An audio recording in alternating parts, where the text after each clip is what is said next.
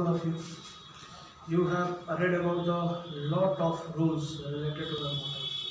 We have read about the various types of models and its uses in our English comprehension. Now, in this class, I am going to teach you the last two models, that is do, does and has and have. और ये जो class होगा models का last class होगा, ठीक है। आपका जो ये सिलेबस था, ये जो टॉपिक था, वो आज के बाद ख़त्म हो जाएगा। सो कम टू द पॉइंट। यहाँ पे देखिए, अगर हम डू का बात करें तो इसका सबसे पहले जो वर्ब 1 होता है, वर्ब 2 होता है, वर्ब 3 होता है, वो क्या होता है?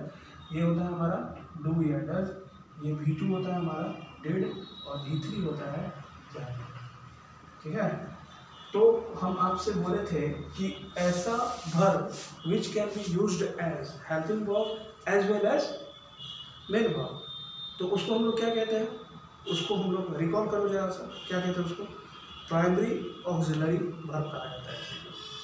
अब ये डू का इस्तेमाल हम दो तरीके से करते हैं, जरा आप ध्यान दें। एक तो ही डज और वर्क या और वर्क, ठीक है, ही डज और वर्क।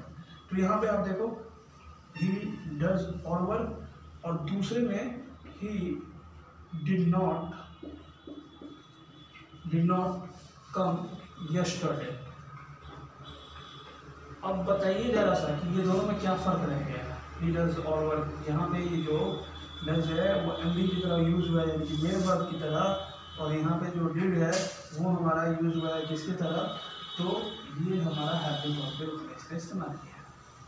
तो हम कह सकते हैं कि डू या डज का इस्तेमाल जो है we can use as both, that is in the form of auxiliary verb और in the main verb. Now we have to read about the use of has and have.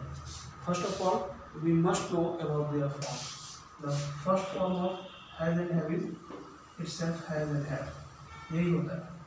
V2 होता है हमारा had, और V3 भी हमारा had ही होता है। इसका इस्तेमाल मेन वर्ब के रूप में तब होता है जब पोजीशन दिखाता है, यानी कि अधिकार दिखाता है, तब इसका इस्तेमाल होता है। वो हम लोग मेन वर्ब के रूप में करते हैं। जैसे कि इसका एग्जाम्पल है, तो he has a red car, उसके पास जो है वो एक रेड कार है। तो यहाँ पे जो हैज़ है वो हमारा किस रूप में है? वो मेन वर्ब के रूप में होता है। और हैज़ और हैव का यूजेस तो हम लोग बहुत सारा देखें। टेंस में इसका इस्तेमाल होता है। कहाँ पे होता है? वेयर, जहाँ पे परफेक्ट हो और परफेक्ट कॉन्टिन्यूअस हो, वहाँ पे इसका इस्तेमाल किया जाता है। तो हम उसका भी एग्जाम्पल देने जा रहे हैं कि कहाँ पे परफेक्ट टेंस में इसका इस्तेमाल किया जाएगा और कहाँ पे जो है वो परफेक्ट कॉन्टिन्यूअस में इसका इस्तेमाल किया जाएगा। जैसे कि अगर बोले कि he has completed his task, he has completed his task, तो यहाँ पे देखो प्रेजेंट परफेक्ट के रूप में है कि नहीं है? हैज़ प्लस वर्ब का तीसरा फॉर्म कौन सा इसका होता है? ये प्रेजेंट परफेक्ट टेंस होता है। तो ये हमारा प्रेजेंट परफेक्ट हो गया, प्रेजेंट परफेक्ट हो गया ये हमारा। अगर हम इसका बात करें प्रेजेंट परफेक्ट कंटिन्यूअस में, तो he has been studying since morning. तो यहाँ पे आप देखो कि ये हमारा प्रेजेंट परफेक्ट कंटिन्यूअस टेंस हो गया, प्रेजेंट परफेक्ट कंटिन्यूअस का ये फॉर्म हो गया। तो इन दोनों में भी इसका इस्तेमाल होता है। तो यहाँ पे क्या रूप हो सकता है? मेन वर्ब कंप्लीट है, इसमें हैज स्टडी है, तो ढेर सी बात है कौन सा होगा? हेल्पिंग वर्ब के रूप में हैज और हैव यहाँ पे इस्तेमाल हुआ।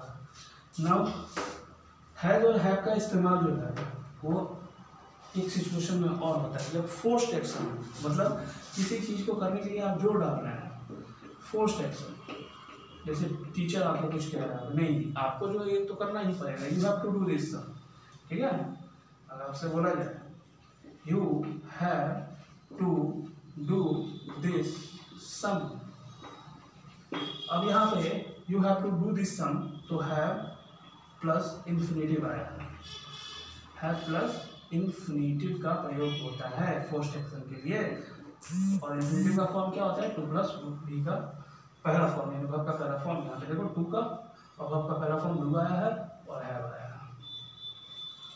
Now your topic has come to an end, आ गया है, खत्म हो गया आपका ये टॉपिक। आपके पास जो भी बुक हो आपके पास ग्रामर का, whether it is Oxford, K C Sinha, लैरी मैटर और एनी अदर बुक, जो भी बुक हो आप उसको खोलिए, उसके ऑक्सिलरी वर्ब के सेक्शन में जाइए और उससे रिलेटेड जितना भी सम है, जितना भी क्वेश्चन है उसको सॉल्व कीजिए। लेकिन before doing the chapter, doing the exercise, उसको पूरे जो अभी तक का जो शुरू से हम लोग पढ़ते आ रहे हैं उसको एक बार थोड़ी रिवाइज कर लेना, ठीक है।